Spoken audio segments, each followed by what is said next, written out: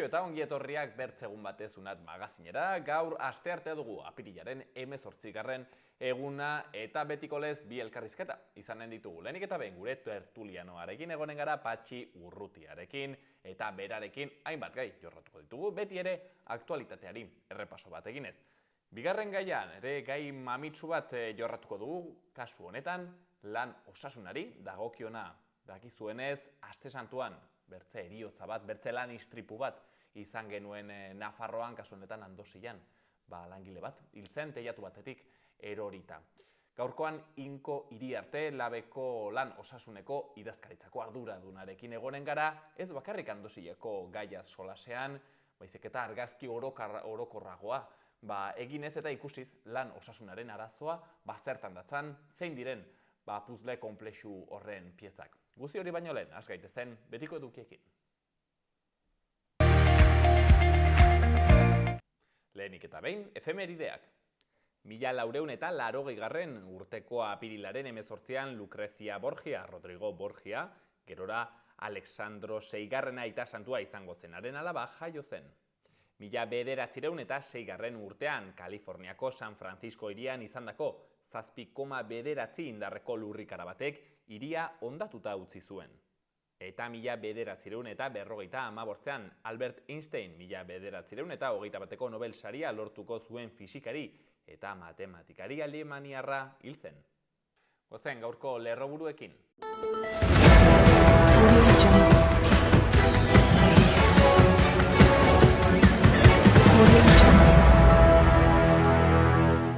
Nafarroko gizarte elkarteen plataforma osatzen duten erakundek, pobreziaren aurkako sarea, ekonomi solidario eta alternatiboen sarea, gobernuz kanpoko erakunden koordinadora eta Ferminek agerraldi egin dute, datozen hauteskundei begira alderdi politikoi egiten dizkieten eskaerak publiko egiteko. Abiadura handiko trenaren lana gelditzeko eskatu dute azpiegitura honen aurkako borrokaren 30. urteurrenean. Gobernuak aldatu egingo du jakinarazpen elektronikoak bidaltzeko sistema. Igelzero digitala programaren 2. ediziorako epea zabalik esperientziarik gabeko personak web garapenean trebatzeko. Foru komunitateko 21 elikagai enpresa Madrilen egingo den gourmet aretoan egongo izango dira datorren ostegun arte. Gobernuak diruz lagunduko ditu euskerazko eskolaz kanpoko kultur jarduerak. Juduen kanporatzea apirileko Nafarroko artxiboko mikroerakusketaren protagonista. Bizikletak konpontzeko eta mantentzeko laguntzak eskatzeko epea gaur ireki da. 2303 ikasle irten dira kalera matematikatik hiria begiratzera Kale Match udal programarekin. Iruñeko udalak liburua argitaratu du egile berriendako euskerazko 32. literatur lehiaketaren lan saridunekin. Baztan bidasoko pensionistak mugimenduak deituta elkartaratzea egin zuten atzo beran. Baztango EH Bilduk herri batzarra eginen du apirilaren 19an Arizkunenean. Literatura geraldien zikloari segide emanez apirilaren 21an arratsaldeko 6an Joseba Sarrionaindia idazleak egoerak eta liburuak izeneko hitzaldia emanen du berako liburutegian.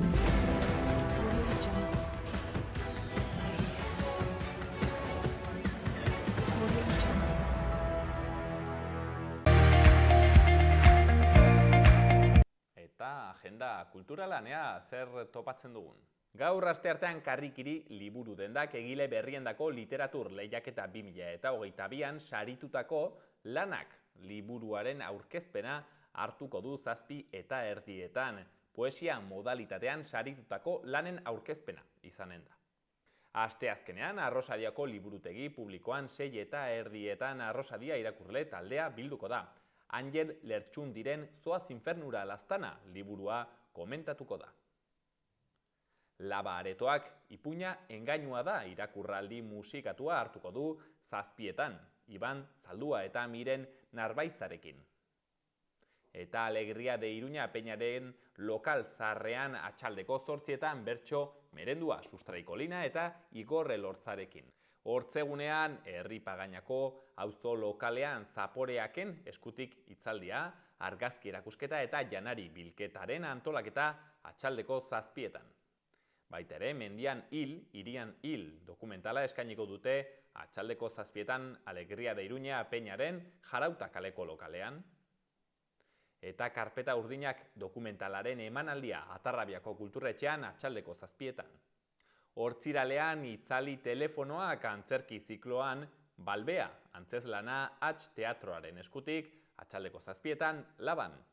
Eta Oskar Estanga biltokin izango da momentuko kantak improvisatuz.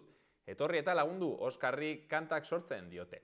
Atxaldeko 7:30 Euskaldunon biltokian.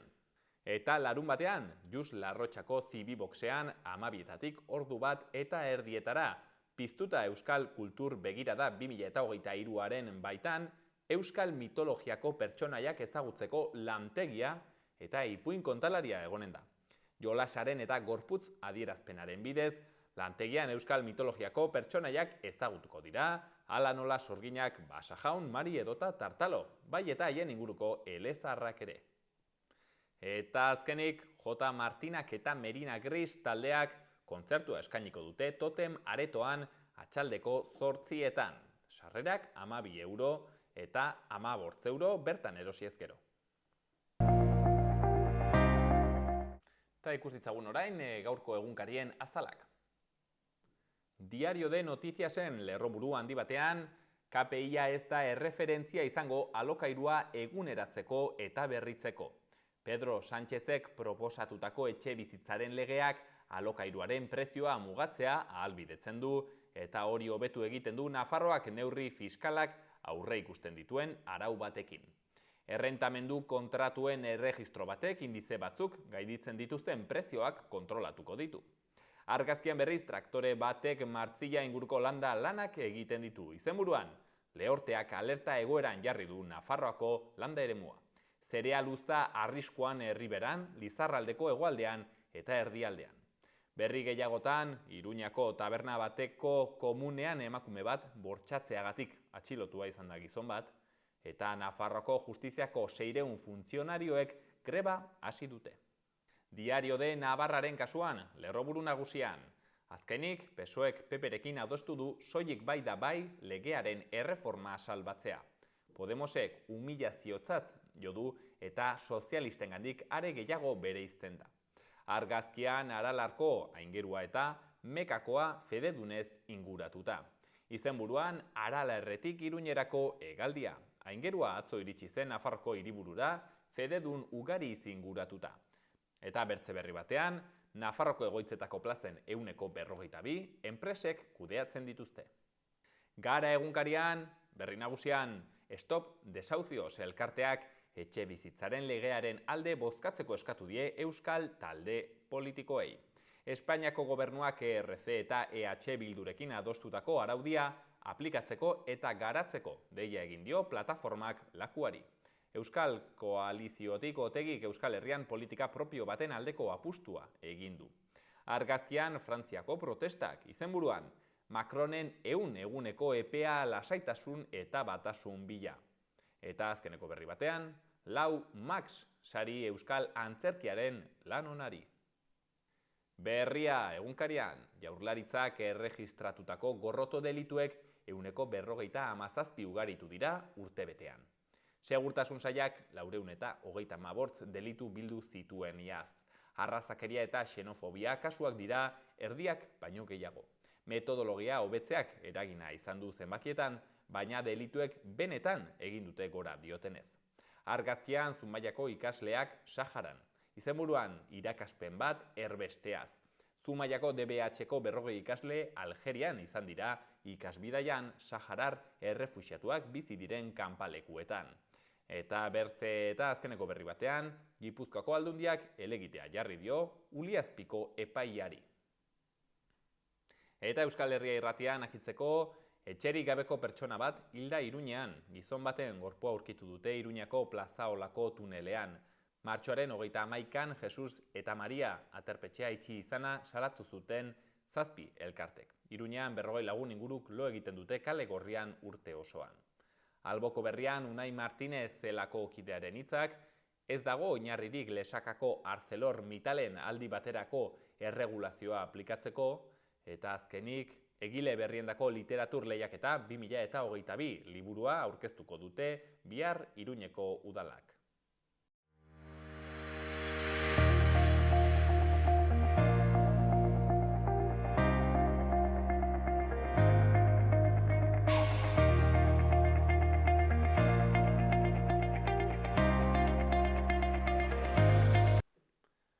Bueno, eta 2 aste pasatu diren honetan hementzen dugu berriz ere, Patxi Urrutia gure tertuliano kutxunena, aktualitateari errepasotxo bat egiteko, hainbat gaien inguruan, beraz, arratsaldeon Patxi milesker hemen egoteagatik bertze behin. Baita zuri ere, gustora. Humore honez, Patxi, zer mozendu gara? Zertaz, ez eguna ederra dator, eta pasten ari da egun zoragarri bat, eta gu ere gustora hor.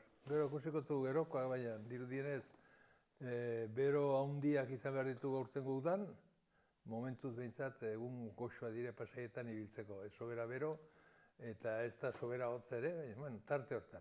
Humore honez beraz, hemen izaten dela bakizu, hasten gara humore honez, gero gaian sartu bezala patzen gara Malaletxean, eta gero akabaian berriz ere humore honez, hola izaten da Patxi gure bilbide emozionala. Hoi da gertatzen dena, eguna irakurri bidenar, konturatzen zara zer nolako egoeretan, bizi garen zer nolako aukerak ez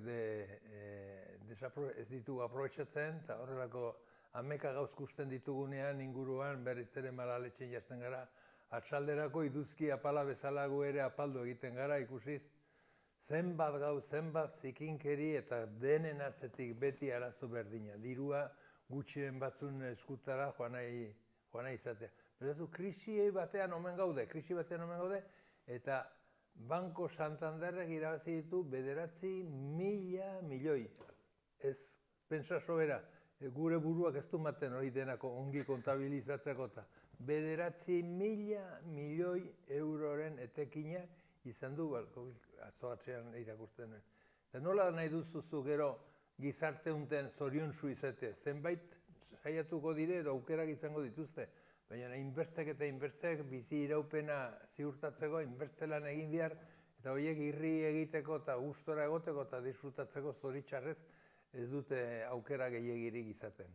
Baina hori irabazi dute Patxi, inbertsioa, indutelako proportzioa. Bai, bertzen bizkerren izardiekin, bai, badakiko.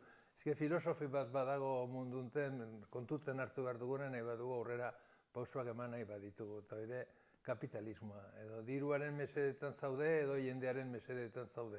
Edo bata, edo bertzea, eta biek ezin ezkoa dire, bate bertzeekin talka egiten du.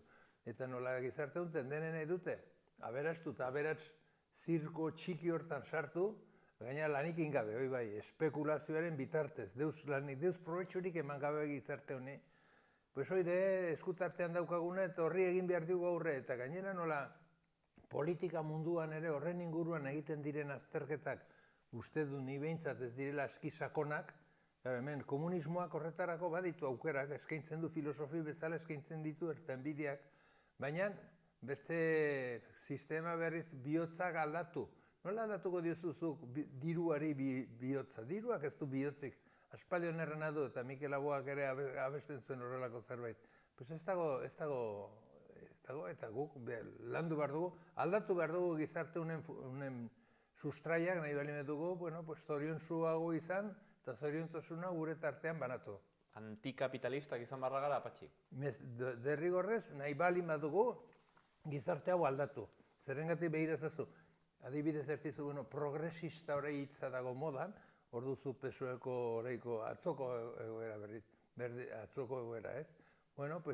Nola sozialistak diren, orai arau batzuk edo beste zerbait etxe bizitzari buruzko legea egin dute, CSI horren inguruan ebertze legea, baina beti beldurrez eta eskuinari begira, inoiz ez, hau justua da, unendik segitu.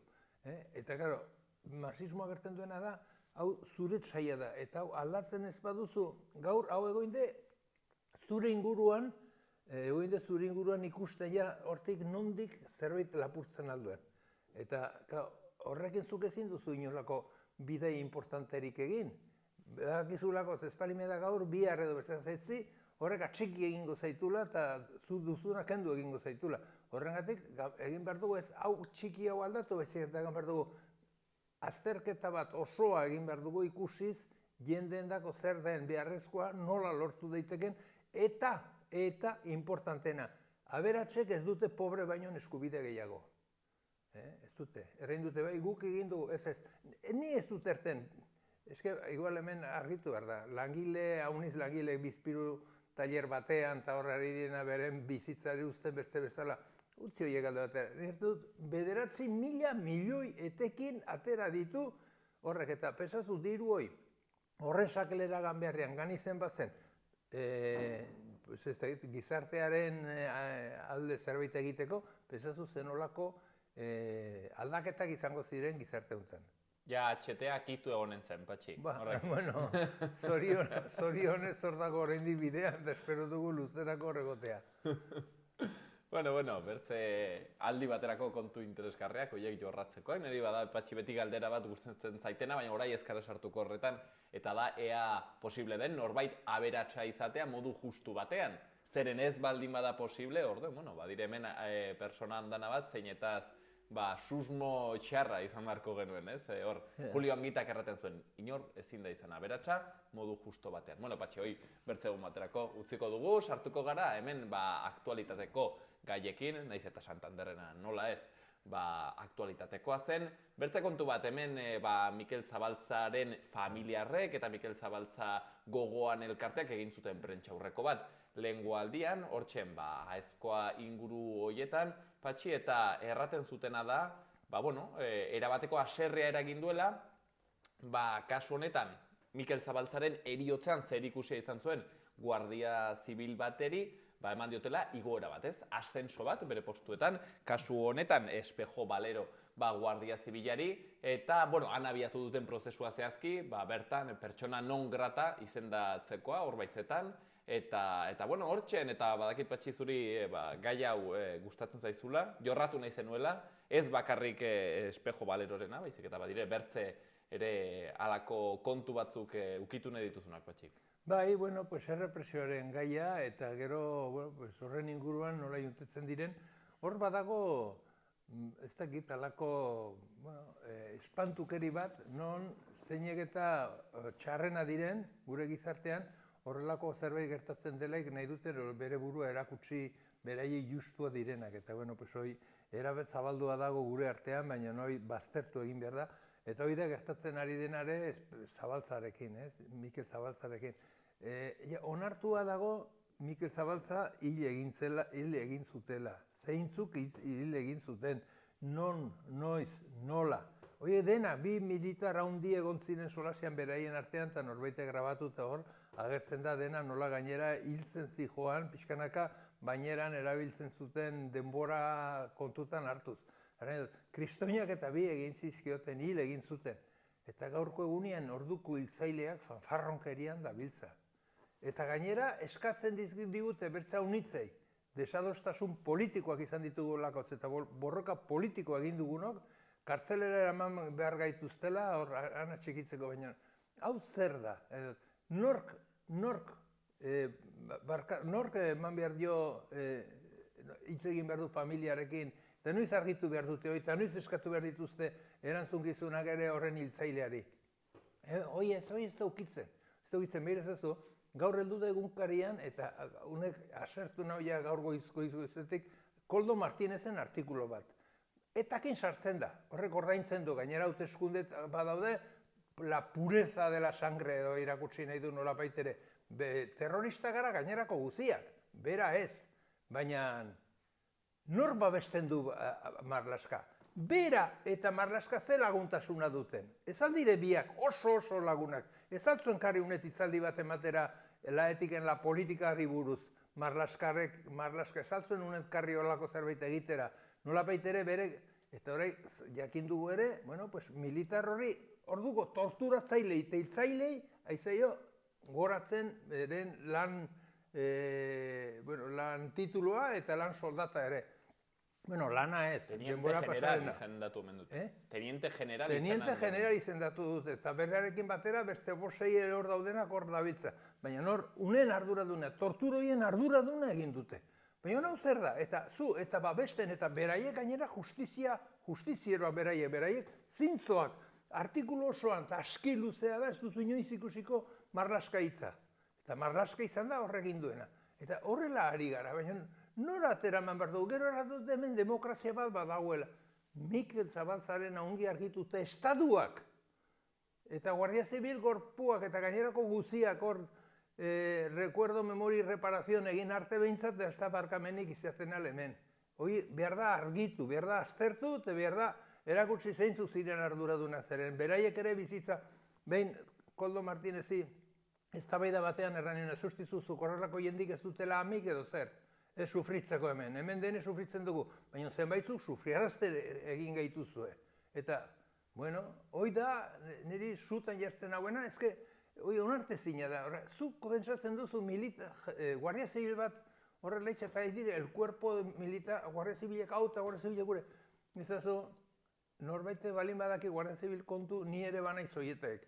Zerengatik, joder, ondoko etxean 15 Guardia Zibil izan ditut ni aurra ginenetik. Noraia lekutu ziren azkenean, bakea, gaiatu. Ibili ziren etxez-etxere galdeiten, eskatzen jendeari sinatzeko paper bat, eratzen hola betere beraiek ez, hortik ez lekutzeko. Bildu zuten baten bat. Gantziren beren paperakin gero bueltan, ez? Pues, hau da, eta karo, unen inguruan azterketak egin beharko ziren, baina gero podoreak horren aldera egin beharko ziren. Baina hemen, itxaso, Denis Itxaso. Etzen inor, orai, gobernadore zibile, eta bat batean, hor dago, egun guziz, erandioko ere, bueltaka, bera, bo. Baina zu, zertan aizera zu, baina zure partidua da hemen hiltzaile haundiena, gaina partido bezala, hor salatu duzu, ze honek ere onartu duzu, egon bazagoela errepresioi. Eta zer egiten duzu?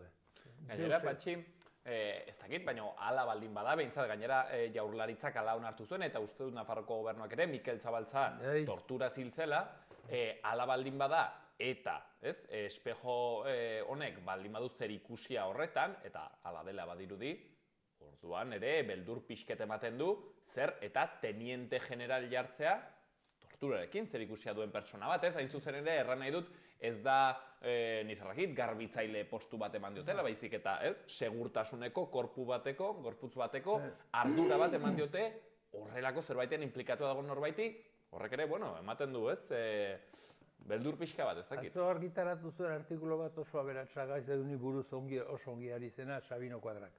Eta hoxe da dagoena, hemen inportuena da ez justizia egitea, baizik eta, beraiek hortik eskapatzea. Badago bertze detailetxo bat ere, orain arte aipatu da ez duguna, eta izan da, Estrasburgon egindako 9 salaketak edo presuen eskubideak errespetatu ez diren salaketak jarri dire, eta 9 eta inaski 8 onartu egin ditu egiazko gabeziak bat zeudela prozedura horretan, marlaskak egindako prozedura horretan, ez? Eta, klaro, zuk erraten duzu, baina zer gertatzen da hemen 9 errekurso eginak Estrasburgora eta 8 irabaziak? 8 Estrasburgoko onartuak etzegoela hor eskubidea errespetatu? Berdin zaie hemen tortura, hemen ezkerreko jendeak hiltzea. Baina ez naski bakarrik Guardia Zibilek dire errudun. Baita ere inguruan egon diren gainerako guztiak, politikariek, ez eizer, eta beti babesten, eta beti dena gara gaiztoak, beraiek ez ezik. Eta gainera zuk erran duzuna, ez dire noranahiko personak, hor dire, eta zu, gainera lapurrak. Erran behar da ere, zerengatik horietariko bat, Francisco, ez eizer, horiek gaitzen ziren, holako astopituak zertan gastatzen dute dirua. Pues bakizu, edaten, mozkortzen, eta sexu harremanetan. Eta horietan, horrelakoetan, diru publikoa, denen diru publikoa, eta orai babesten. Eta hori berriz, Guardia Zibilek erabakitzen, zein izen behar duen Nafarroan egin beharreko, non izin zen egin beharrekoa markatuko lukena, ez? Eta hori dire, rekursoa antolatzen, Guardia Zibilari da, rekurso bat antolatzen Madrilen, errateko ez dela aldatu behar, ez direla, Nafarroa ez direla pastu behar trafikoko ardurak edo. baina zuen hor zarete hori errateko, ez aldago hemen jenderik, ez aldago hemen politikaririk, ez aldago hemen gizarte sozialik gauzoi buruz erabakitzeko, ez zuek naski ez da nondik heldu zaretenak unet pistola gerrian ez da zer egiteko, eta zuek nondik izein zitu zui errespetu, beldurra bai, gai bai zarete dozen gauza egiteko, baina ez naski errespetua. Patxi, honen aritik, nik ez dakit zehazki zer gertatu den Galdakaon hor badakigu izan dela, ez? Iskanbila nahikotxo arantzadik egin duen ikerketa baten inguruan, bertan egondako, uste dut Galdakaon egondako, biktimen inguruan, eta dirudi hautsak harrotu direla, uste dut, okerrezpanago, EAJak erraten duelako, bai Patxi? Eta erandio. Eta erandion. Eta omen, ez dakindik zehazkin nola den, baina EAJak uste dut erranduela, haizu, hor biktima guztiak berdindu direla, eta hori aski gaitzesgarria dela, eta hor arantzadik hanka sartu duela. Badut uste, ez dute eskuai hartzen, baina horrelako zerbait ere. Nik ez dut kontrolatzen sobera, baina horrelako zerbait badago, eta hoi ere egin dute, baina ze pasten da? Pues behar dute hauteskundiak badatoz. Bada, adibide guzti, gaiak ez direla, inork hauteskunde mezperan denen nahi dugu gehiago, hor dagoena baino gehiago, ez? Eta, ez dute eztabaida politikorako gairik, kezka politikorik ez, jendearen onura bilatzeko ere ahalmenik ez, azkenean alferrutza baitire eta hauek ere hor dagoen platera mankomunetik gehien, alik eta gehien bere ganatu nahi baitute, eta hor, ari dire, azterketa bat egiten herrietan izandako, liskar, hoi dena ez, eta arantzadi egiten ari da, eta nik arantzadi oso gizautzen dut, asko ibili dirako eta maiurren. Eta zerbait zintzo eta profesional balin badago Euskal Herrian, arantzadi taldea da, arantzadi taldeko jendeak oso. Baina hor ikusi du, deus erratekorik ez duen Denis Itsasok, berriz ere, hor ikusi du, egiten alduela nolapait ere zentralitatea bilatzen alduela berarentzako, zeren inguruan, errepresioaren inguruan, baina nola errepresatzaileak ez dire beraiek, errepresatzaileak gara denak. Beraiek dire San Patricio eta Santa Tomasa de Lieja. Eta, horrela dabiltza. Pentsatzen duzu, Patxi, Koldo Martinezen artikulua eta Galdakaon eta Erandion gertatu denak baduela, nola erran, taktika elektoral baten... Zalantzarik gabe, bakarrik bilatzen dituzte 4 boto. Hauek ez dute duintasunik horrelako azterketa bat egiteko alfairrak, falsoak eta gezurtiek direlako. Eta kaso Patxi, ez tabaidaren fokua ere aldatzea momentu honetan? Claro, behar dute bilatu non, eremu bat non txalotuak izanen diran. Eta gero txaloien ondorioz, botua bere ganatuko dituzte asmoa. Hoixe da, hauek egiten ari direna eta hauek egin nahi dutena. Hala ere Patxi, Galdako eta Erandioko kontu honen aritik, galdera, zail bat edo, biktima guztiak berdinak dira? Estatu Espainiarrian inondik ere ez da Euskal Herrian sartzen bazara, ja ni te cuento, biktimak erabat desberdinak dira. Eta hemen, hoi duzu adibidez, aipatu dena Itxaso ari de, azken boladan, egun guztiz horrekin ere gaiunekin, presoak, eskubideak, eta gero bera, da, horiek denak gehien izorratzen duen ezerengatik, soe izan da galen sortzailea, soe izan da torturatzailea, soekoa da barne ministroa gaurko egunean erakusten duena justiziarik ez dagoela, eta bera horren berak hoi ordezkatzen du. Berak ordezkatzen du labeko niberritz, hildakoak, nola da, galeko hildakoak, beraiek dire oidena egin dutenak, eta orai bertzaldera begiratzen du dire bertzagaiarekin. Ez bakarrik ez dute arrazoiek, ez dute lotsarik, bertzagauza bada, eta delinkuenteak dire. Zure lan ez baduzu betetzen, eta zure interesen alabera gezurrian bazaudein, delinkuentea zara. Ala kontsideratzen dire, galdetu nahi nizuna da, ala izan beharko ziren, hau da, biktima guztiak berdin kontsideratu beharko diren, nahiz eta hori ez den ala gertatzen gaur egun? Zalantzarik baietz, gaurko egunean, eta gainera hemen badago beste gauza bat, hemen izan da indarkeri bat, ikusi ditugu denetai, bakotxak bere etxe aldera tiratuko du, baina gutxieneko batzu badire, eta hau da, 3 tituloiek, reparazion, azkenekoa, reconocimiento, eta ez da izan debe. Egia, justizia eta erreparazioa. Egia, justizia eta bai, eta erreparazioa. Hoiek denek badute eskubideoi eta horren aurrean dena berdina dire.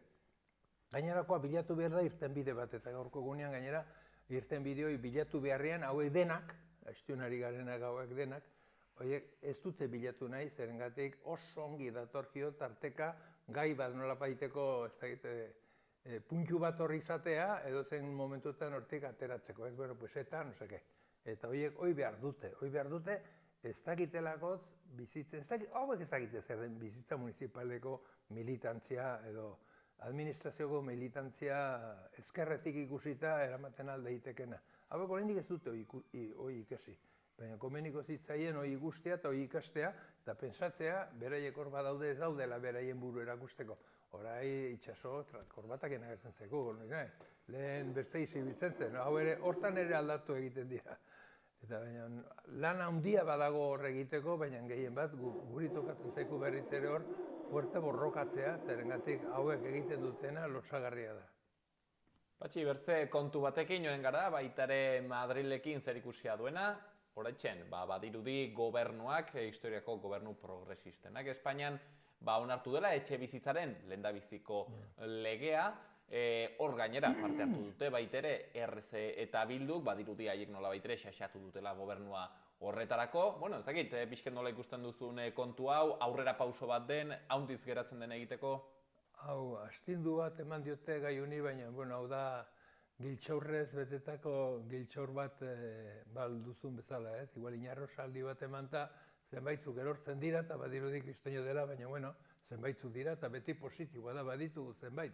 Ez nahi bezen bat behar bada, baina bai lehen baino gehiago, ez? Eta horrelako joko batean, ibili dire zerbait lortzeko, eta uste dut hor kristoin lana eta oso interesgarria, eta gainera oso bortitza egin dutela, Bilduko jendeak, RZ-koak, eta horrelako batzuk, hor nolapaiteroi aldatzeko. Baina bidezazu, gai uni buruz aluzerako izango genuke hemen pixket argitzeko. Nafarroan, gaurko egunean bordabiltza bederatzi etxe bizitza egiteko etxabakoitzen. 9.000? 9.000. Bueno, geixo badaude hor, ez da zenbaki borobila, baina, hor pixke biti. Potasas alde hortan beste 4.000, Barainainen 800. Eta nik erten dut, beharrezkoa dira, ze azterketan oinarritzen duzu zuen iritzia. Koldo Martinezek patxi hemen, aitzineko batean errantzakun arrasungiai direla aztertzen kontua. Berak ez daki. Analfabetoa da gai honen inguruan. Nola erreindetu bai, daukate konsellaria da beraien taldekoa. Baina nik erraten dutena eta gero zuk atera kontuak ja.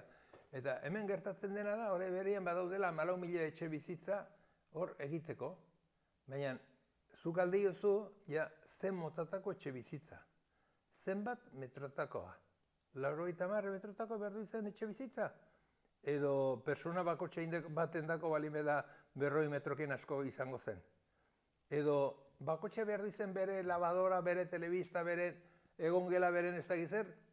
Edo haman komunian eskaindiko ziren zerbitzu horiek eta jende asko bizitzen alko zen gehien bat monoparentala diren etxeak edo familiak edo hor. Horiek denak aztertu egin behar dire, gero gauza hauek aztertu egin behar dire ikusteko zen olako beharra dauden, baina hemen gai honi buruz ez da hori egiten. Eta ez da galdi duzu Koldo Martinez edo nahi duzunari, eta ikusiko duzu. Ez da aztertzen ikusteko zer nolako etxe bizitza behar ditugun, eta gaurko egunean gizarte aldatu da. Eta ez du bali horrei dela 80 urte irabiltzen zen. Pensamendu politikoa, azterketa politikoa, etxe bizitzei buruz horrei ere mantentzea. Horiek ezinezkoa dire. Zertaz, aldatu egin dela gotu izartea. Lehenguan etxe batean biziziren 8. Horai bizi dire 2. Edo bat. Orden behar da diakin. Eta orden behar da egin urbanismo bat jende honen mesederako. Eta hauek nolapaitere ekartzen, bereiekin dakarten lana edo kezka edo nolapaitere gainditzeko. Eta hemen gertatzen ari dena da, beritze kontrako errai dut, nork agintzen du, hau da galdera klabea, nork agintzen du plan orokor bat egiterakoan edo etxe bizitza politikoa aurrera eramaterakoan. Nork? Bakizu nork? Konstruktoriak espekulatzaileak. Hoiek erabakitzen dute. Zu gaurko gunean gaten zara edozein lekutara eta esto no puede ser, la ley lo prohíbe, esto no puede ser, no sé qué. Baina gero beraien dago legia beti aldatzen da, beti aproposi hartzen da. Zertaz? Bueno, diruaren mesedetan edo negozio horren mesedetan egiten delako lana. Eta gero, horrek ez du uzten lekurik zerbitzurako, oide, probetxurako, gutxi batzu probetxurako, ez naski gizartearen zerbitzurako. Eta hoi da, zuk ikusi, hemendik 2 urtetara nahi baduzu. Hartzen dituzu Alberto diren artikulu guztiak, iritzi guztiak, eta ikusiko duzu non dago nagusitasun, ideologiaren nagusitasuna. Hemen, etxe bizitza da, konstruktorek duten arazoa. Bertze gainerakoek ez dugu arazorik. Tarteka bai mugitzen garrelek eta, bueno, pues orden lasaitzeko edo bai. Guk ez dugu eskubiderik. Hor, bakarriko dire. Pensazu, gainera noraino dagoen, hau, ez da gaurko arazoa da, espaldiko. Zer da abanko? Barainain da abanko, baina konstruktore batek egin zuena zen abanko, eta horrengatik gelditu zain zen abanko. Casas de Lainez, hor errotxape ondoan dagoena. Hor ere, Casas de Lainez, hori ere, etzen la avenida de no sé qué, sino Casas de Lainez. Eta horrelako badaude, inberte izendatze Iruñeko inguruan, ez? Eta zu, galdiozu horri edo nahi duzunari hor presumitzen dutena buruz, ja, zenbat etxe bizitza aurrikusia dituzten Alsasun, eta zenbat aurrikusia dituzte Bozaten, eta zenbat aurrikusia dituztean zen motatakoak, zenbat metrotakoak, nolako, ez du inork azterketarik egin, baina zerbitzu bat eskaini nahi baduzu datu hauek informazio dena behar duzu eskura izan, ez baduzu eskura eginen duzuna, izango da tontakeri bat eta gainera hor daude, ordainduak eta inberte jende kontratatzen dute horretarako, espekulatzaile guztiak, egiteko zer? Guri dagokigun, guri aberasteko dagokigun etxe mota. Ez naski hemen gizartean behar den soziedadia. Eta karo, daude inbeste etxe erdi hutsak, beste batzuk eskasak, eta baina egiazko, eta nik ez dut erten gaurti bihar konpondu daitezkenak, baina arazoa da, eske inork bai, zenbaitzuk bai egiten dugu. Baina haunitzek ez dutelako deus jakin nahi horri buruz, beraie bakarrik, bueno, pues hauteskundea direlei ni guapoa honez bertzea baino, eta horrengatik emaideazu botoa. Baina hortan ez dago gakoa, gakoa dago behar dela aztertu, egiz aztertu. Etxe bizitza, badaude soera Nafarroan, bakarrik, hemen, badaude bi eskubide. Zuk gaten zara honet zerbait egitea eta ez da, zerrengatik horre baditu eskubideak eta horren eskubideak guk ezin dugu zanpatu. Igual ez da duzu, hemen etxe hau kendu. Baina gero, heldu dire, bertze batzuk eta egiten dute erabat kontrakoa. Eta berdin zaila erre dut. Eta buen sos, nire txintzurra. Pues hoi, hola dago asunto erren dut edo. Egiten da serioski lan bat jende horri aterpe bat eskaintzeko, edo bertenaz ez dugu pausurik ematenan. Eta hemen buru belarri eta serioski hasi behar dugu. Biezazu, zuk adibidez, nik proposatzen dut, eta nik olako batera gain ni segureskire, etxe bizitza bat, bueno, pues non bizpiru, edo ez, 14 persona bizitzen algaren, erdian, edo herriko edo hiriko leku aproposaz batzuten, etxe batzukola, hor egoteko, eta elkarrekin bazkaltzeko, edo zenbaitek gauz elkarrekin, ordena egin daiteke kristuin aberastasun eta gainera zaharren, eguneko hogeia gara zaharrak gure gizarte honetan. Eskaini zen olako etxe bizitza beharko luketen, horren alaberako zerbait, baina ez zaile importan, nola konstruktorei, nola espekulatzailei, ez zaile hau interesatzen ekonomikoki, ez dute ukitzen gai hau. Beraien negozioa daukate bertze modu batera. Eta hemen egiten dena da, hoiek nahi dutena, ez naski gizarteak behar duena. Eta behin goz egin behar dena eta egin beharko luketela denak egin zen, hemen hasi gaitezen, gai hau jorratzen. Zenbat jende daude ere munten, Berrizarko plaza unten zenbat, eta horren alabera, hainbeste jende, zenolako jendea dago hor, adinekoak, zelan mota, ze familiak, eta orduan egiten alduzu politika zintzo bat gaiunen inguruan, baina hau aztertzen bakarrik ez da bai da, beti bakarra da, eta nik hau amek aldiz egin dut zinegotzi izan izenean. Beti da, berdina. Zer nahi du konstruktoreak? Hoi da lehenengo gauza aztertzen dena. Eta hor beharko zena da, konstituzioak agintzen gaituen aginte hoi bete, erran dut eskubidea badaukulo denak, etxe bizitza duin baterako. Guazen orai hortik hasi, eta guazen orai behitixago. Eta ikusi, benga, auzo bakotxean zenbat beharko zen, beste autoan zenbat. Eta orduen, herriak ere ez ziren ustuko, zarengatik izango ziren herritarren dako etxe bizitzak eginak, beraiek eskatzen diguten motatako, baina hemen problema da diruak agindu egiten duela. Askoz importanteago da, Banco Bilbao, Banco Santander, 9.000 milioi izatea, irabaztea ez eskuratzea, edo norabait ere hemengo jende guztiak etxe bizitza duin bat izatea.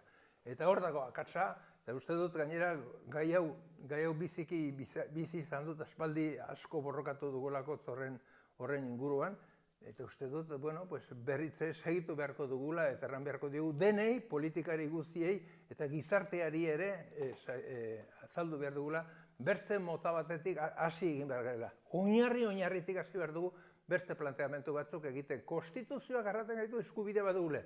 Hoixen da gure legea. Ni konstituzioa ez du sinesten, baina jaketa alde dugun momentu batean errein dugu. Baina hoide, nolabait ere, hoi izatea, eta gero horren inguruan, horren ondorioz, gainerako guztia etorriko da. Ez bakarrik etxe bizitzan, beste arlotan ere. Patxi, azkeneko kontua, launbet hontan, ez dakit hemen Iruñan egonen zaren, bortzetan, Antoni Utitik, erdiz biziriken aldeko manifestazioa, bertan egonen zara? Nola ez, nola ez. Horre ere berdin dugu, ez dakit nondik etorritako enpresario batek nahi du hor berak erabaki gure lurraldean zer nolako bizimota izan behar dugunez. Nola jipoitu behar gaituzten, beraiek erabakitzen dute eta guk txalotu egin behar dugu. Karo, hide biztanle zintzoak izatea, auzokide zintzoak izatea, ez? Zure burua zafratzea, eta bertze kanpotik datorrenari, ez da nola baitere agur berezi batzuk eskaintzea.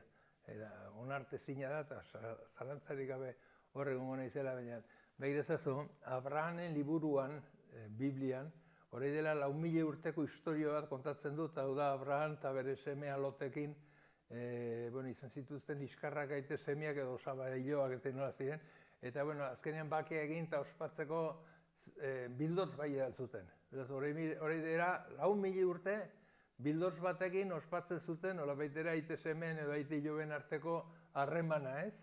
Eta gaurko egunean, horrelako zerbait ere egin beharko genuke, baina enpesazuzu orduko ia balin baziren eta oso baliotsua balin beziren bildotzak, eta geroztik lur eremu hoi horretarako erabili badute gure jendeak, gure arbasoak, pensatu zen nolako balore ekonomiko, soziala eta bizi irautzeko nolako balorea duen horrelako eremu horrek, ez? Gaurko egunean guk defendatu nahi dugun eremu hoi, hartzainak, abeltzainak erabiltzeko eta horri aberastasunak kentzeko. Ez gara gaurkoak, ez dugu gaur deus berririk asmatu, dena ikasita, dena jarrita, dena esperimentatua dago, guazen hortik hasi eta ez astakerik egin, baina beti tortzen dire, baina karo kapitala dago gibelean. Zenbaitzuk, egun nekazarik balio dute tekniko bate baino gutiago. Tekniko pasten du egun oso hor, egiten du idatzi polit bat eta bertzeak eko dire, errate bai ezagizertak izan, baina beraiek mantentzen dituzte ardiak, baina hortaz ez dituzti nahi mantentzen. Uste dut, 4.000 urte iraun balimedu hartzaintzak, beste 4.000 ere iraun beharko litugela, eta frogatu dago aski ongi hoi oso importantea, oso ona dela gure gizartearentzako. Hoixen, data horrekin, hola baitere, hitzordu horrekin, utziko dugu gaurkoan, larun batean, bortzetan Antoni Utitik, bada manifestazio hori, Patxi bertan egongo da, eta, bertzerik gabe Patxi gaurkoan hemen utziko dugu, baditugu gai batzuk ez ditugunak ukitu, baina, badakizue, hasten garenean solasean, hoixen, denbora joaten da, gauza handiz badirelako jorratzeko eta gauza handitz errateko, Patxi, hurrengo batean, izan beharko da, mil esker gure egoteagatik. Zuei. Gaurko eta biharko eguraldia. Gaur goizean hodeiguneak pilatuko dira ipar partean eta hegoaldean, eguzkitsu egonen da. Eguerdi parterako jaso eginen du ipar isurialdean eta arratsaldean eguzkitsu egonen da eskualde guztietan. Ipar-ekialdeko haizea ibiliko da, Nafarroa hegoaldean ziertzoa apur bat baretu eginen da, eta temperatura maksimoetan ez da gora bera handirik izanen. Asteazkenean berriro ere urdin ikusiko dugu zerua eta ateri egonen da. Temperatura egunez dezente igoko da eta balio altuenak 20 gradu ingurukoak edo altuagoak izanen dira. Egun sentian hotz egiten jarraituko du eta baliteke berriro ere Araba eta Nafarroko zenbait lekutan izotza egitea. Horrez gain lainoguneak sor daitezke Ebro ibarrean. Hego ekialdeko haizea ibiliko da eta arratsaldean kostaldean ipar ekialdera eginen du.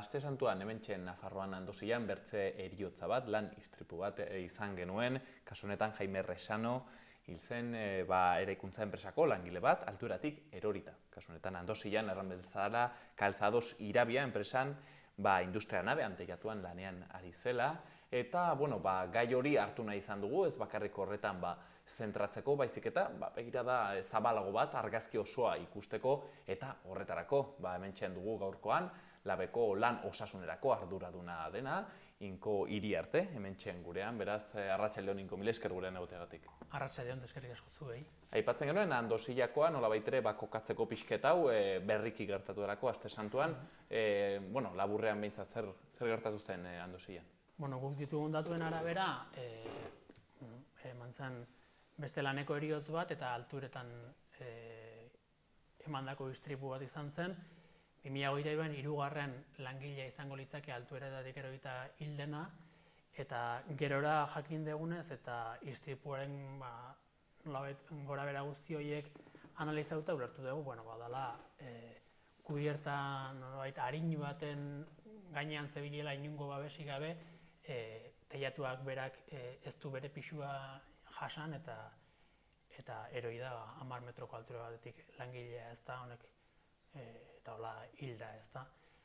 Gaude berriro ere alturetako istripu ohiko baten aurrean, eta naiz eta araudia zorrotza izan zentzu hortan, araudia bada zorrotza, baina kontrol neurririk eta erramintarik ez dago heinean, jarraitzen dugu ikusten langileak babesik gabe euren enpresak ala behartuta eta horrela hiltzen gara lanean. Teilatuetatik, altueratatik eroritako heriotzak gainera, okerrezpenagoenko zukerranen duzu, uste dut, heriotza kausa nagusietako dintzat dela ez, lan istripui dagokienez? Bai, jakina. Hoi da, nolabait, eraikuntza sektoreak badauka ez lidergoa, baina bai industriarekin batera hor dabil, langile kopurua alderatuta, eta altueretakoa da gure etxai nagusietakoa. Eta gauza harrigarria da, izan ere, oso aurreikusgarriak diren istripuak ematen dira. Langile bat, teilatu batera hilotzen denean, ituti bat konpontzeko edo garbiketa bat egiteko edo teila bat aldatzeko, badaki ze arriskuren aurrean dago. Eta askotan tokatzen zaio edo nolabait arrisku horiek onartzea, bere lana aurrera ateratzeko, prekariera egoera baten dagoelako eta horren aurrean bildurra duelako bere lana galtzeko, eta lana galduta arazoak sortu zaizkiolako, hipotekatuta dagoelako, eta kate guzti horrek nolabait behartzen du langilea ulertuta ere edo jakinda ere ze arrisku dauzken hartu behar izatea, eta hori da benetan larria. Nolabait ere ez, badolako isen motxila handi bat, igotzen denean horrat, ez da bakarrik bera utxutzean igotzen ari, badu ez familia bat, badu arduran dana bat, eta horrek nola bultzatzen dion arrisku guzti horiek hartzera azkenean. Hori da, eta naiz eta araututa egon, eta baden araudiz zorrotz bat, eta espezifikoa gainera alturetako lan horietarako, administrazioak ez ditu kontrol erramintak ipintzen, hori benetan egikaritzeko. Ulertu behar dugu Nafarroa guztian 14 inspektore daudela, izendatuta lan osasuneko gaiak kudeatzeko.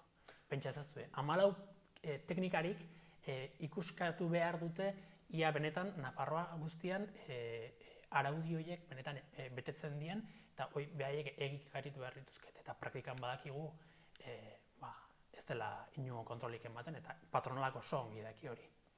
Inko, uste dut Hego Euskal Herrian, ez dakit Euskal Herrian zehazki nola den datua, 17 heriotza lan istripuengatik jada gertatu direnak, ganden urtean zifra aski altuak izan genituen, 79 bat heriotza beti ere dela, ezta lan istripuen eta laneko osasun arazoen muturrekoen kontua ez, baina bertze andana bat badago ere bai, ez, nolabait hori izebergaren punta da, baina bertze arazo andana bat daude. Baina, kontu larri horiek beraz, aurten ere badirudi errepikatuko direla, ez dakit, pixkat tendentzia ere azken urtetako aipatzen alduzun. Bai, joera nabarmena da, eta naiz eta azken 87. urtetik nolabait, bada Europa mailan, 80. hamarkadatik eta estatuan 87. urtetik araudi bat oso zehatza lan osasunari dagokionez, ez prebentzio legea esaten zaiona. Araudi horrek gai ezberdinak ikutzen ditu eta bada nolabait garantista langilearen lan osasunarekiko, kontua da estatuek eta administrazioek erkidegoetan ere bitartekoak nola ipintzen ez dituzten benetan egikaritzeko, benetan betetzeko araudi hori praktikan ez da betetzen eta emaitzak hor daude, ez? Claro, beti erraten ez, presupuesto, lege baten atzean zenbat aurrekontu dagoen hori dela handitzetan determinantean. Eta zenbakiak salatzen du egoera, ez? 14 ikuskari daude Nafarroa osoan, estatuko gobernuak ipinita kasu honetan, eskumena estatuarena delako oraindik, guzti hori betearazteko, ez? Inork irudikatu dezake 14 polizia trafikoa kontrolatzeko Nafarroa guztian, heriotz kopurua antzekoa da, bai laneko istriputan eta bai trafiko istripuetan. Pentsatzu, administrazioak ze jarrera jartzen duen arriskun mota bakoitzarentzako, ez? Herritarrak kontrolatu behar direnean izugarrizko baliabideak, modu punitiboan betearazteko, berdin du gainea ze errenta duen bakoitzak berdin du, hori zorrozki betearazteko, ederki dakigu telefonoekin baldin bagoaz kotxean izugarrizko santzioareiko, 6 puntu galduko ditugula, 200 euro ordainduko ditugula, eta harrapatzen bagaituz ez diogutela barkatuko. Aldiz, enpresariak oso ongi daki, bere enpresan lanean langile bat hiltzen bada, naiz eta arriskuiek identifikatuta egon, lehenik eta behin, inspektorea agian ez aio azaldu ere ingo, 14 dute Nafarroa osoan, nola iritsiko da. Eta azaldu ezkero ere, santzioa agian jarriko ez diola ez. Patronalak horrekin jokatzen du, beraz, heriotzak doan ateatzen zaizkio. Idurizen zaitinko, ez dakit ados egonen zaren, dela, nola erran, kapitalismoren ez dakit, ez, argazkirik edo sintomarik handienetako bat, denean herritarren heriotza kontrolatzeko denean, eta horretarako ez, santzioak behar direnean, arazorik gabe jartzen dire, eta baliabideak ez, polizia handana bat kasu honetan, baina ukitzen dugunean ja, ez, ekoizpen prozesua, horko kontu horiek, hor ja, bertze bara bat, ez.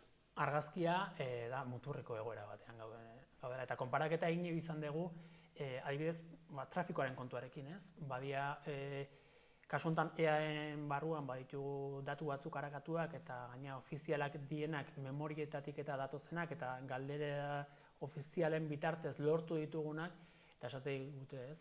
EAen konparaketa bat egiteko eta Nafarroan proporzionaltasuna oso antzekoa da, 51 ikuskari daude, eta aldiz lan ikuskari diote, laneko gaixotasunak eta laneko istripuak kontrolatzeko eta betearazteko.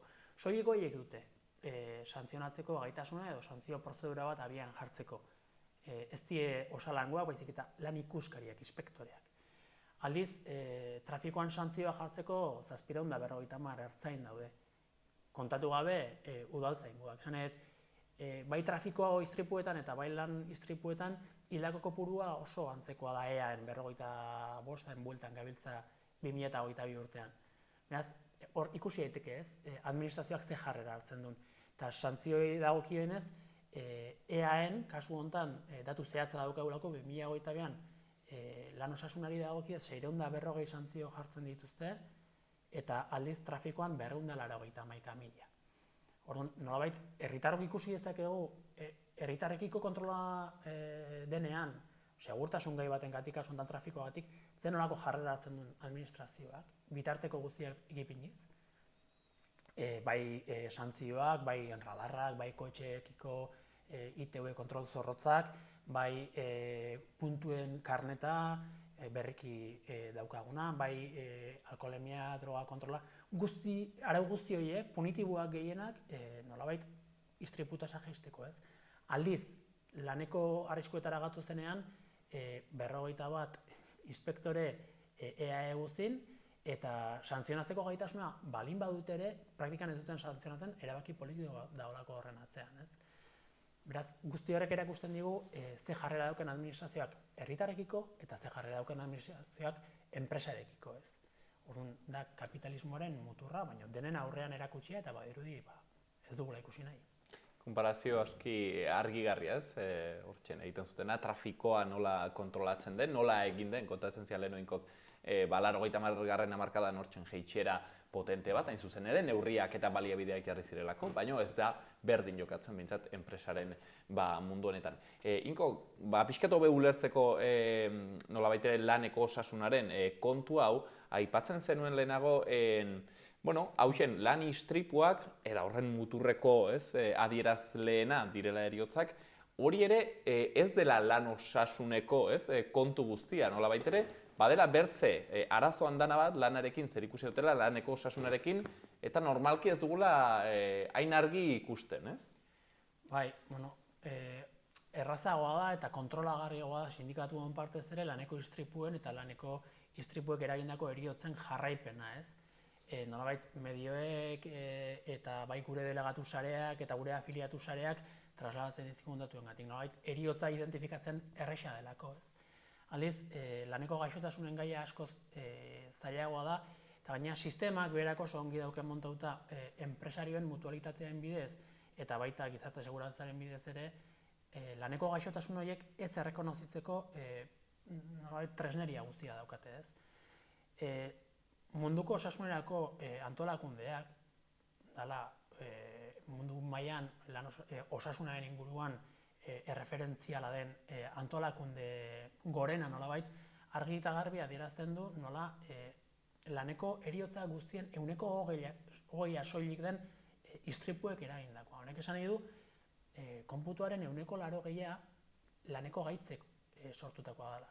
Beraz, gatoz 2022ko Euskal Herriko datuetara 79 hildako identifikatu balin baditugu istripuetan, nolabait hitz egiten nahi gehala, badudela beste 200 hildako gaixotasuna arruntetan nolabait izenpetu dituztenak, baina lanak eragindako gaitzek hil dituztenak, ezta? Zekitinko jartzen alduzun adibidearen bat, ulertzeko nola izaten aldiren, lanearekin zer ikusi duten gaixotasun horiek? Bida, amiantoaren nahiko gizartera duta dagoen gai bat, ez?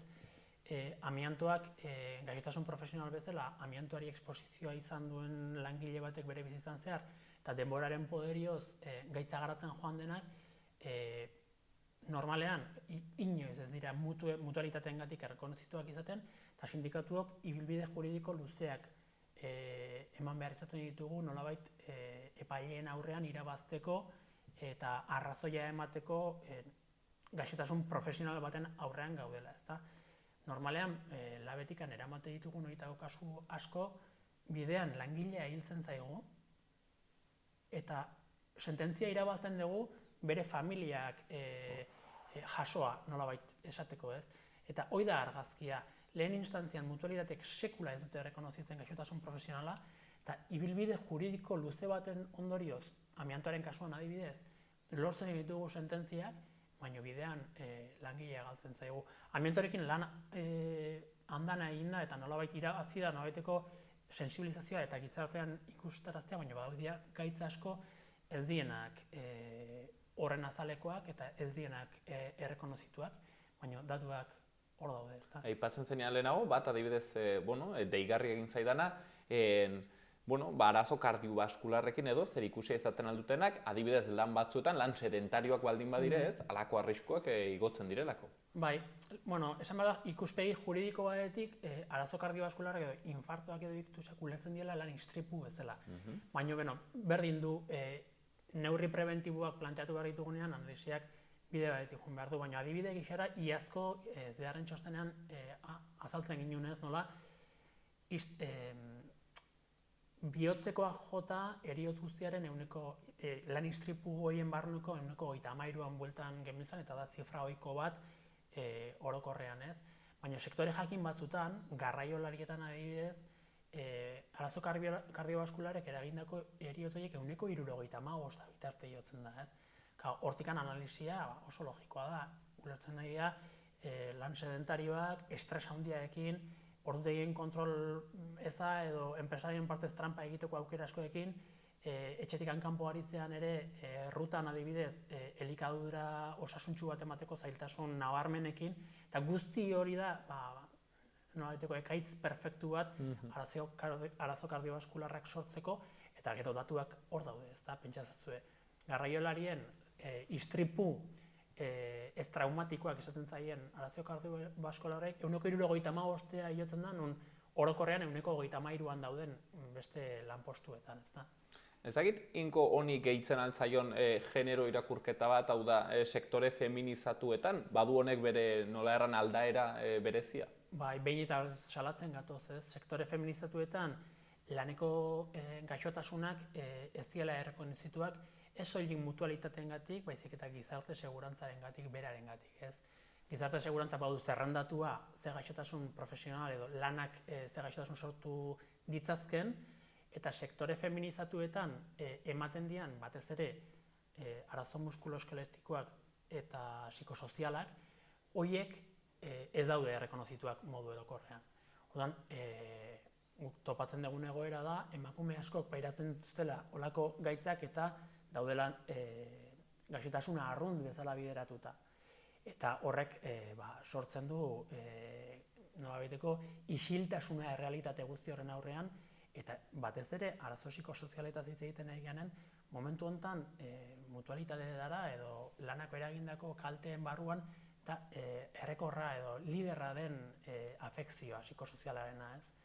Kontutan izan behar dugu, sektore feminizatu horietan, bai zaintzan eta bai pertsonekin aritzeak sortzen dituen estresa eta karga emozionalak ze afekzio izan dezakeen, ez?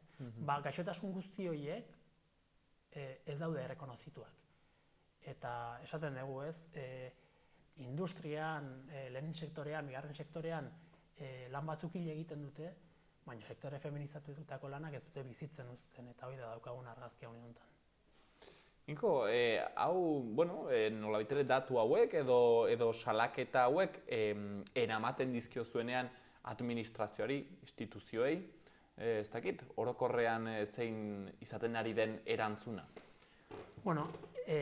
Nafarroaren kasuan, egoera estrukturatuta dago oso modu xelebrean. Sistema bera dago ekoitzia, montatua eta asmatua eraginkorra ez izateko, ez? Ulertu behar dugu, Nafarroan dagoela Noploi edo Lan Osasuneko Institutua, euskeraz Noploi esaten zaiona, EAen osalan izango litzakena, eta egitura horren izaera da aholkularitza egitura bat. Hau da, beraiek Nafarroko gobernuaren eskumenpean dago, baina beraiek ez daukate gaitasuna enpresa batera joan eta agintzeko edo gelditurazteko edo santzio bat proposatzeko.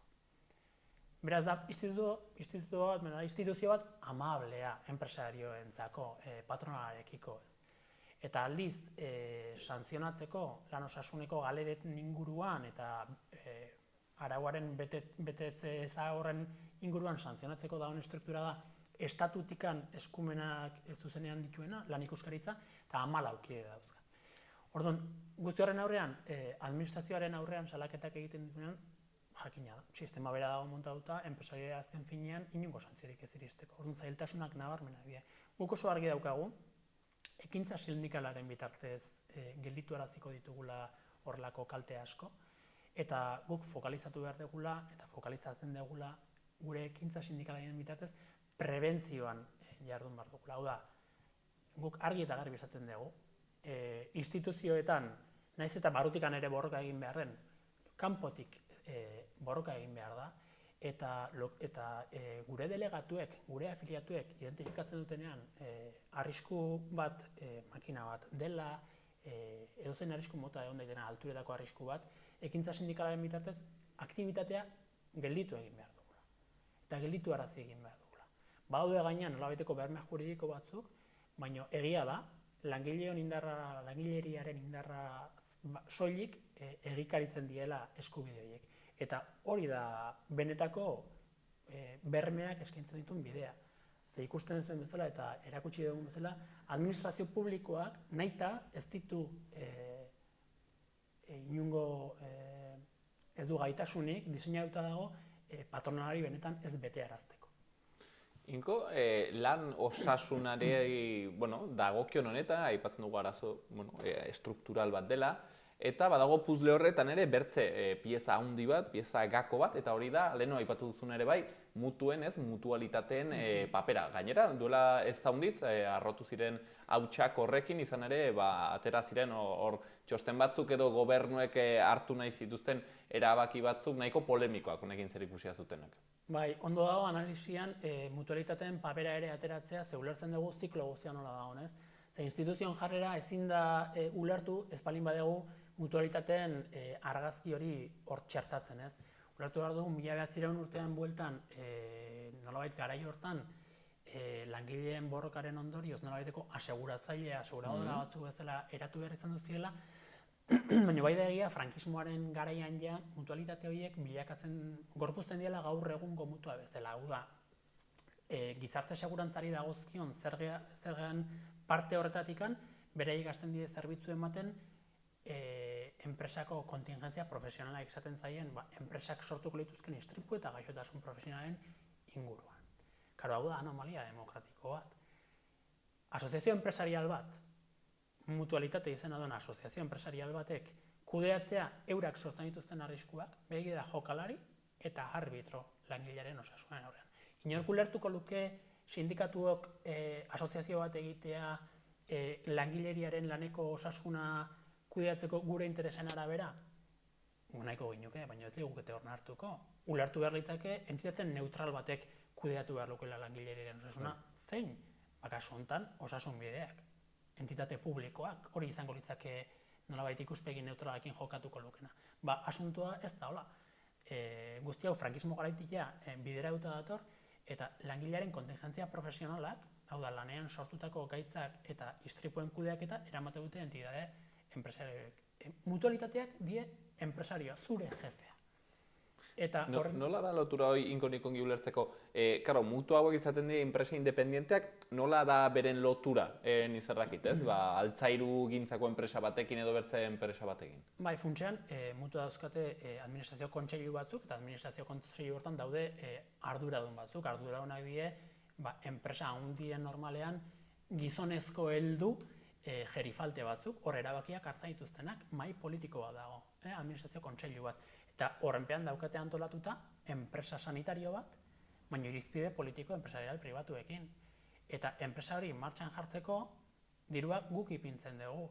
Hau da, langileriaren eta enpresen kotizazioak kontingentzia profesionaletan, eta hain esplikatuko ditut komunetan ere badagoela parte, baina zergen zatia nolabait gizarte segurantzara joan beharrean, asoziazio horietara joaten dira, eta behaiek eskaintza dute zerbitzua.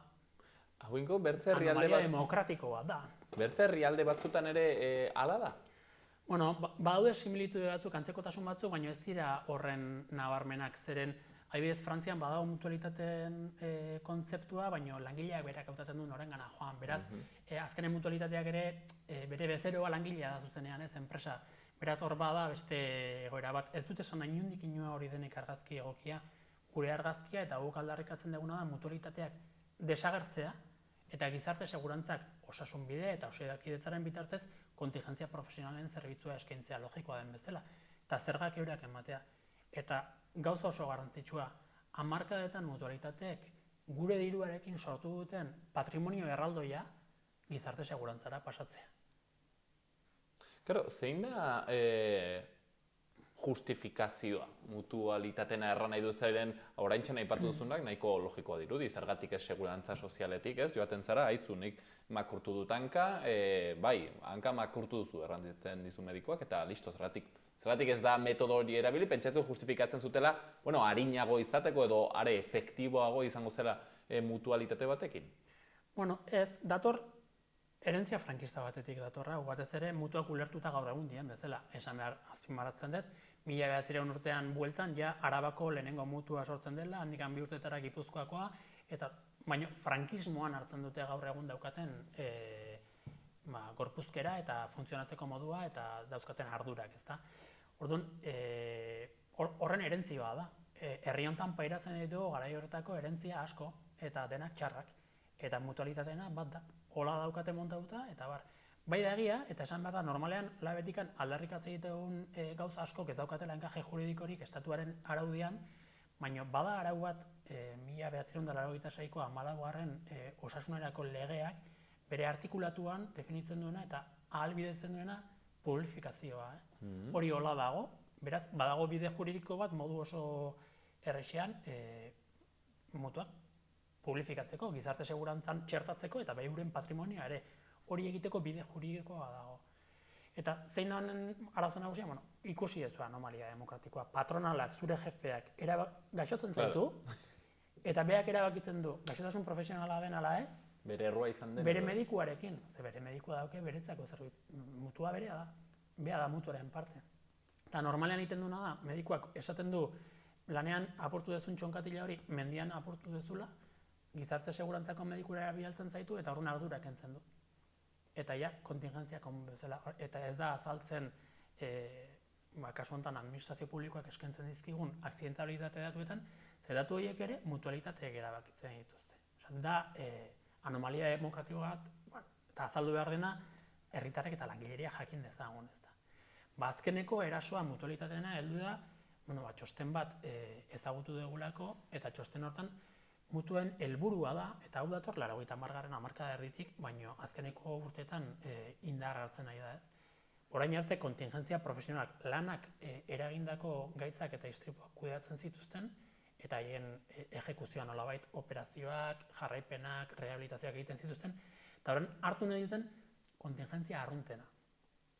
Kontrola eramateko aukera badazuten, baina orain hartu nahi dute ejekuzioa, batez ere muskuloeskeletikoarena eta psikosozialarena. Zein da helburua? Gizarte segurantza eta bere eskumenak parte pribatura pasatzea. Eta hor, publiko egin genuen eta salatu honen txosten horren gakoa da, ematen dela ezagutu dugun gizarte segurantzaren, kasu honetan Osakidetza eta osasun bidearen privatizazio prozesu latzena. Eta, karo, horren atzean ere badago beste azalpen bat, mutualitateak ez daukate gaitasun logistikoa hau eskaintzeko, baina behin euren kontrola eta euren ejekuzioa emateko gaitasuna ematen dutenean, gaitasuna dute zuzenean azpi kontratatzeko. Eta hor sartzen die entidade pribatuak, hor sartzen die ospitale pribatuak, sartzen die behaiek montatutako azpiegitura guzti hori, eta hori da nolabait fastikuloka privatizatzea osasun sistema publikoa, eta argazki horren aurrean gaude, eta hori da berriki salatu duguna. Hau, nork nahi du bultzatu neurri hau? Bueno, hau da, mutualitateen asoziazio bat badago, amat, beste batzuk ere badaude, baina hau da nagusia, eta estatu mailan dabiltza, nolabait euren negozioa ampliatu nahien, eta hau esaten du bere zuzendariak. Mutuak goatu arazi nahi nuke, behaien azalpenen dira, entidades sin ánimo de lucro colaboradoras de la seguridad social. Baina beraiek esaten dute behaien negozioa, behaien kartera handitu nahi dutela, beraz, honek erakusten du, ez? Anomalia demokratiko oinarrizko bat dela eta nola da horren. Honen arazoa da, gizarte segurantzaren beraren eskutik helduta erkidego ezberdinetan proiektu hori aurkeztu dutela, eta guk badakigu Nafarroko gobernuaren aurrean egon dela. Salaketa guzti horiei esker nolabait lortu dugu irudikatzen Nafarroko gobernua momentuz behintzat ez dula onartuko proposamenari, eta horrela esan dute, momentuz ez dutela onartuko, baina EAen kasuan akordio horren puntuetako bat jada martxan dago. Eta akordio horren puntuetako bat da PNVek bere mutualitateari, mutualiari, bere txiringito horri esleitu dio, eskaini dio historia klinikoak pasatzeko aukera. Hau da, Osakidetzak diru publikoz ekoitzitako historia kliniko guztia mutua enpresariari pasa diezaioke, eta horrekin mutuak egin dezakena da, aitzakia da, nolabait errexeago eta koordinazioak errexeago izateko, baina errealitatea horren atzean da, mutuako medikuak zure bizitza sanitarioko edozein pasartea hautatu dezakela, eta horren aitzakipean gaixotasun profesional bat ukatu dezakela. Gaztetako entzumeneko infekzio baten pasartea erabili dezake, 50 urte dituzunean eta hipoakusia bat duzunean nolabait aitzaki bezala erabiltzeko horri izan dela eragina eta ez torno baten aurrean daramazkizula 25 urte lanean. Eta hori pasatzen nahi da. Beraz, argazki horren aurrean gaude. Bueno, egundoko kontua hori, labek ateratzen gainera informazio hori ikusi genuen lerro buruetan, ez? Eta bueno, ikusiko da, horrek ere ze ibilbide duen. Inko ez dugu gaurkoan denborarik sartzeko neurrietan, aipatu ditugu ere, hemen zuekin noizbait ere, bertze batzuk, baina bai 28an, ez? Apirilaren 28an dela, nazioarteko lan osasunaren eguna, eta pentsatzen dut horren bueltan eginen dituzuela ekimen ezberdinak horre ere egonen dela aukera, neurrietaz hausnartzeko, eta bukatzeko hortaz galdetuko dizut, zer baduzu zerbait antolatu egun horietarako? Bai, hainbat ekimen ezberdin daude, Euskal Herri osoan lurraldetasun hori bere biziko garrantzia ematen diogu, bai da egia 27an, aste guzti horretan zehar, Bilbon Kongresu Internazional bat egongo dela osalanena eta baita patronalaren eskutik egingo duten lan osasunaren inguruan, eta 27an delegatuekin asanblada potente bat antolatu dugu, kongreso moduko bat, eta hor gure delegatuekin konpartituko ditugu batez ere diagnosia eta etorkizuneko hilabete eta urteetan zein izango den gure plangintza, ez? Honek ere manifestazio bat ekarriko du eta kongresu ofizialen horren aurrean ere ekimen potente bat egitekotan gabiltza, eta berdin 28an kasu honetan Iruñan, Euskal Herriko hiriburuan egingo genuke beste delegatu batzar bat, eta gero ekimen batzuk batez ere kasu honetan ikutu nahiko ditugu gaixotasun profesionalak, eta gero izango dugu aukera irudikatzeko hemen inguruan egingo den ekimen bat, ez daukat momentuz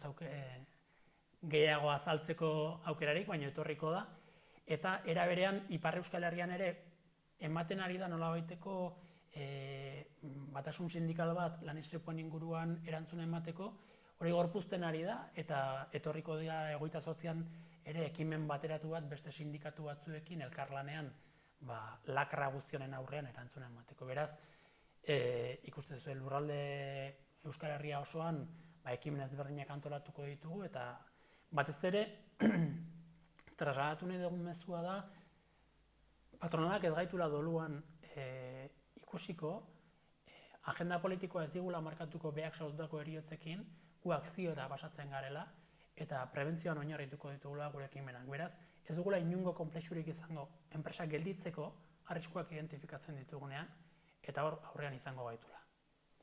Bez horrekin, utziko dugu gaurkoan, gai mamitsu eta lazgarri hau, zoritxarrez, aktualitate handikoa, lan osasunaren kontua, ikusten dugu puzle konplexua, pieza askorekin, interes askorekin baita ere, eta kasu honetan hementxen labeko lan osasun idazkaritzako arduraduna, Inko Iriarte, hementxen laben analisia plazaratzen, Inko hemen utziko dugu, eskerrik asko gurean egotegatik. Eskerrik asko zuei.